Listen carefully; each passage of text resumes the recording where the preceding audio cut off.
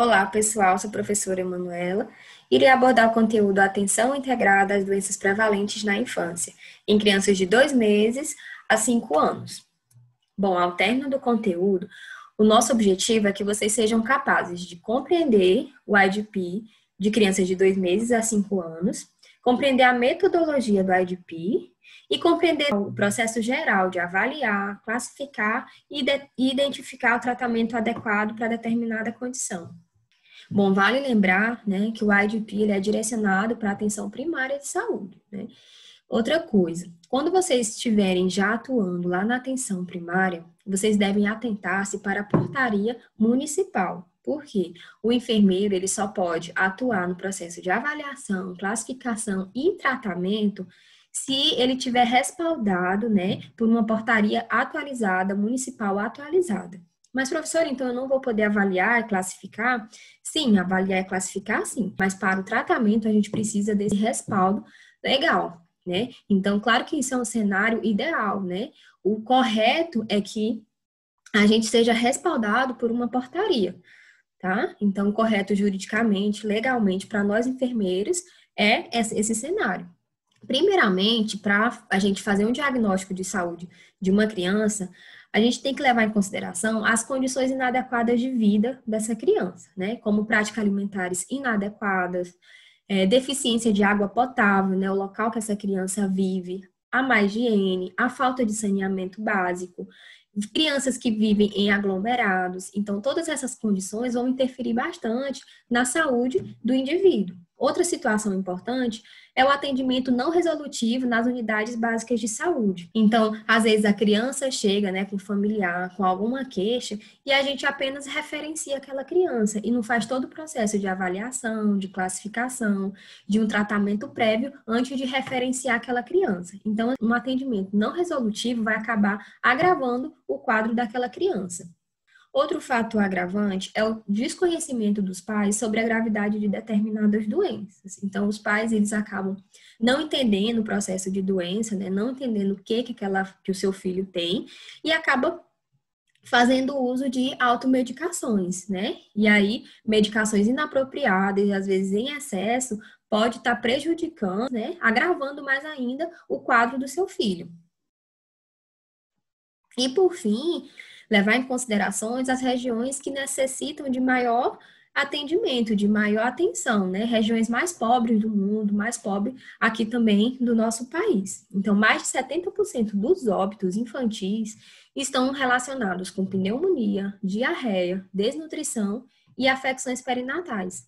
E são situações que poderiam ser evitadas com medidas simples de prevenção ainda na atenção primária à saúde. Então, assim, por mais que já exista um avanço, né, já reduziu bastante as taxas de mortalidade infantil de crianças menores que 1 ano, né, a gente sabe que entre 1999 a 2017 houve uma redução muito significativa nessas taxas de mortalidade, ainda existem outras situações muito preocupantes e o desafio ainda é muito grande, né, principalmente em relação à mortalidade neonatal, que a taxa ainda é elevada, ainda não está num padrão considerável bom, e também as desigualdades regionais e vulnerabilidades de determinadas populações. Por exemplo, população indígena, os quilombolas, população ribeirinha. A gente sabe que essas crianças, elas têm maiores riscos de morrer e de adoecer, né? Então, são crianças que necessitam de uma atenção, de um atendimento qualificado lá na atenção primária à saúde.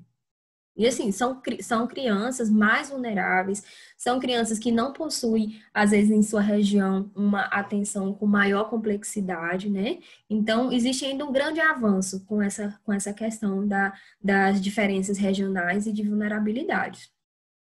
E aí, o IDP, ele trabalha com 2 manuais, né? Tem o manual IDP neonatal, que é o manual que vocês já viram, onde é direcionada a atenção à mulher antes da gestação e à criança menor de 2 meses, e o manual IDP criança, que é direcionado à atenção à criança de 2 meses a 5 anos.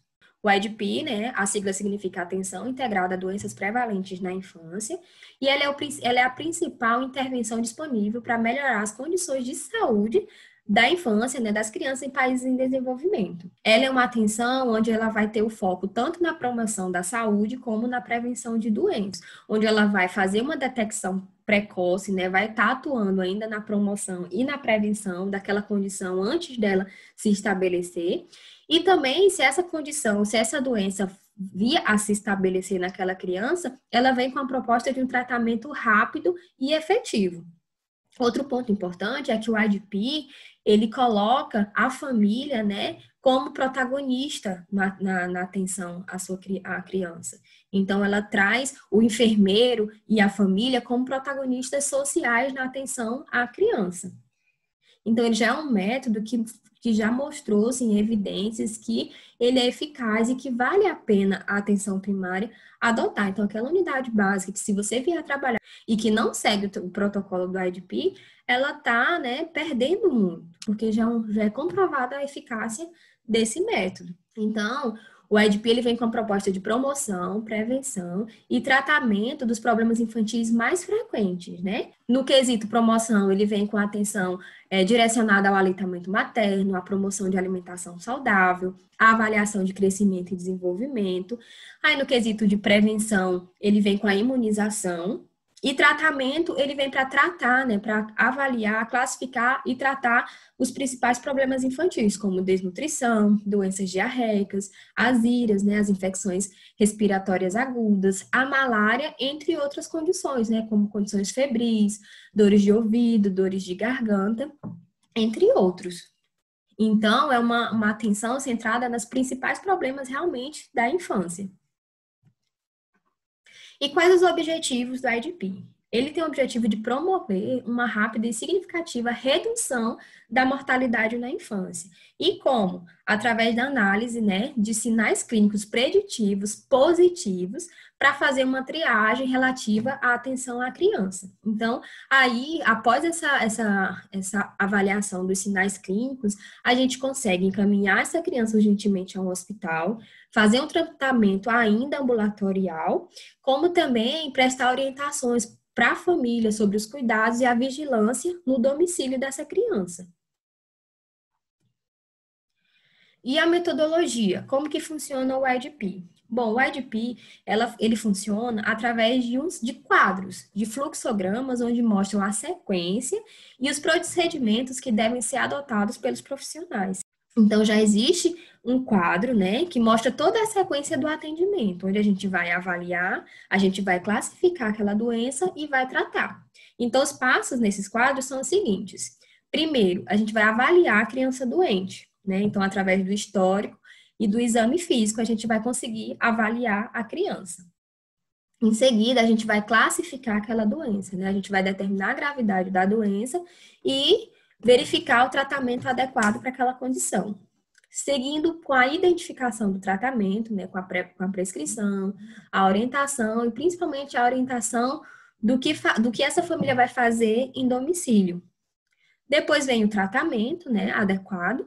E, por fim, aconselhar a mãe ou o acompanhante as medidas de promoção, prevenção e de retorno. Gente, não se faz atendimento à criança sem o agendamento do retorno. Esse é um processo, assim, que não pode faltar no atendimento à criança.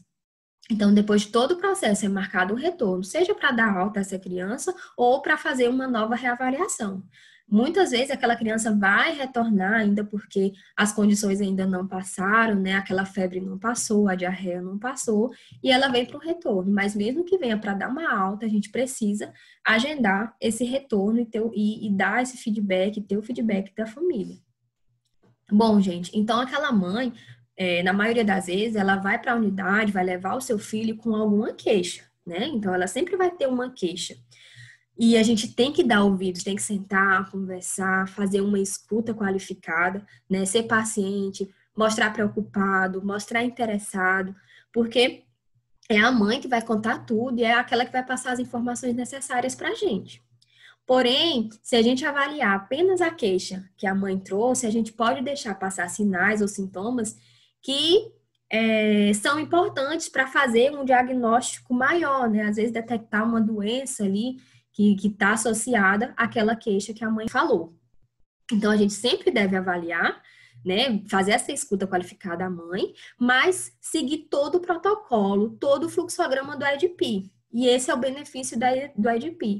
Ele não atua apenas na queixa principal, mas ele vem para fazer essa avaliação geral da criança. E aí, então, como que vai funcionar esse atendimento? Para avaliar, classificar e identificar a criança de 2 meses a 5 anos. Primeiro, a gente vai fazer uma triagem, essa assistência, assim, básica, que não pode faltar na criança, que é verificar o peso, o comprimento, o perímetro cefálico e a temperatura.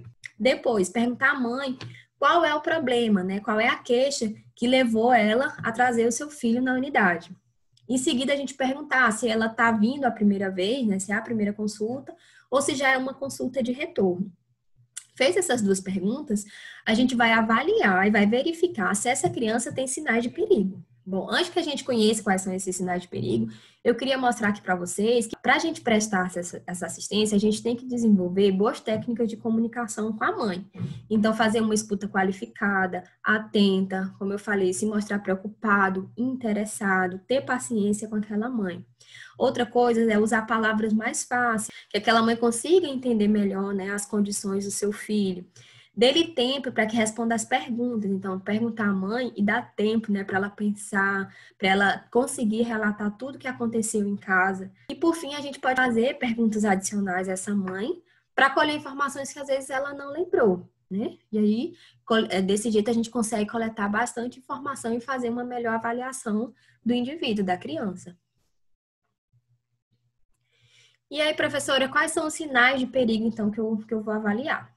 Existem 6 sinais de perigo, tá, gente? Algumas a gente vai observar e outras perguntar. A primeira, a criança ela consegue beber ou mamar no peito? A criança vomita tudo que ingere? A criança teve convulsão ou movimentos anormais nas últimas 72 horas? Bom, lembrando que o quadro de convulsão da criança é um pouco diferente da do adulto. Então, não é só perguntar se ela teve convulsão, mas perguntar se ela teve alguns movimentos anormais ali nas últimas horas, tá? A criança está letárgica ou inconsciente? A criança apresenta tempo de enchimento maior que 2 segundos? A criança apresenta batimento de asa de nariz e ou gemência? Então, esses são fatores que necessitam de atenção e necessitam de assistência urgente. Como que a gente vai avaliar o tempo de enchimento capilar? A gente vai pressionar o dedo, né? E por 5 segundos na região ungueal ou hipotenar da criança. Apertou por 5 segundos e ver como que vai ser o retorno, né? O enchimento capilar. E verificar, né? Se esse retorno vai ser maior que 2 segundos. Gente, se a criança apresentar qualquer um desses sinais de perigo, ela deve ser urgentemente assistida. Então, a partir daí, a gente vai completar a avaliação, né? Dessa criança. Vai administrar o tratamento prévio, né, antes de referenciá-lo, se for necessário referenciá-lo, e referenciar urgentemente ao hospital também, se for o caso. Mas a criança, sim, ela não vai chegar na unidade, a mãe apresentar as queixas e a gente apenas referenciar. A gente vai avaliar, classificar e prestar um tratamento prévio a essa referência, para que essa criança consiga ser referenciada em melhores condições. Bom, depois da verificação desses sinais de perigo, a gente vai continuar, né, com a avaliação dessa criança. E aí a gente vai perguntar à mãe, né, sobre os sintomas. Se essa criança tem tosse, dificuldade para respirar, se ela apresenta sibilância, diarreia, se ela apresenta febre ou teve quadros de febre, problemas de ouvido, de garganta, avaliar o estado nutricional e a palidez palmar da criança. Todas essas condições aqui, né, são as principais condições que a criança pode ter, né, nessa faixa etária, e é o que a gente vai ver nas outras aulas. A gente vai aprender a avaliar e classificar cada condição dessa criança, né? Avaliar a tosse, a sibilância, a diarreia, a febre, problemas de ouvido, dor de garganta e o estado nutricional, certo? Então, as outras aulas vocês vão aprender a avaliar, classificar e tratar essas condições. Para finalizar, né, eu queria mostrar que esse momento é uma oportunidade também para a gente verificar o estado de imunização da criança. Então, ver se essa criança está com as vacinas em dia, se tem alguma vacina para ser administrada, ou aprazar, né, alguma vacina que for preciso, avaliar qualquer outro problema dessa criança e detectar qualquer suspeita de doença de notificação compulsória. Então, na maioria das vezes, a mãe chega com uma queixa, mas ela às vezes está atrelada a alguma doença de notificação compulsória. Então, já é o momento de investigar e de notificar. E está sempre avaliando a magnitude, o potencial de disseminação, a vulnerabilidade daquela criança, a disponibilidade de medidas de controle que a gente tem disponível lá naquela unidade e o compromisso com os programas de erradicação. Então, aproveitar esse momento para fazer tudo isso.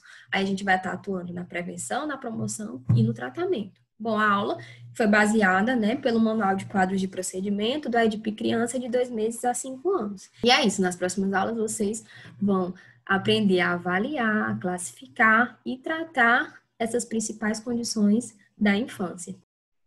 Encontro com vocês nas próximas aulas.